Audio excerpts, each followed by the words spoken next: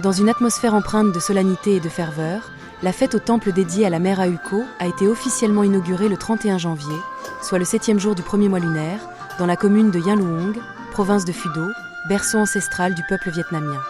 Chaque année, cet événement réunit habitants et visiteurs autour de rites traditionnels profondément ancrés dans la mémoire collective. La cérémonie d'offrande au génie tutélaire du village, la procession solennelle de la chaise à porteurs et les offrandes symboliques rendent hommage au mérite immense de la mère des Vietnamiens. À travers ces gestes rituels, la population exprime son vœu d'un climat clément, de paix durable, de prospérité et de bonheur.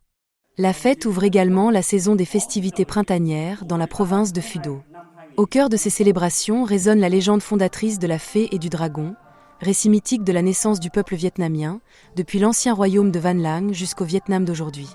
Selon la tradition, la fée Ahuko descendit sur terre pour rencontrer Lac Long Can, seigneur dragon des mers. De leur union sacrée naquirent 100 enfants, ancêtres du peuple vietnamien.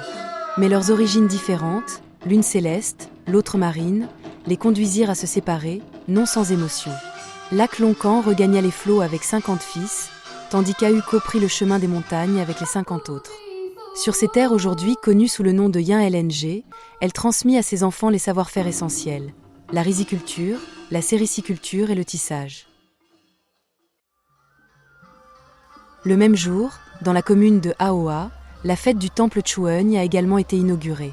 Une cérémonie d'offrande d'encens y a honoré Duc Konak Dae Vuong, figure héroïque associée à la défense du territoire sous le règne du 18e roi Eun.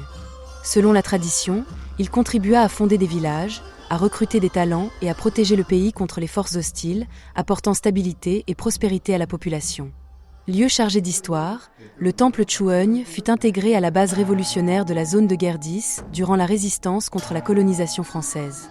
Classé site historique national en 2003, puis inscrit en 2019 sur la liste du patrimoine culturel immatériel national pour sa fête traditionnelle, il demeure aujourd'hui un espace de mémoire vivante. À travers ces célébrations, Phu Do fait revivre l'esprit des origines et perpétue, de génération en génération, la mémoire sacrée des ancêtres du peuple vietnamien.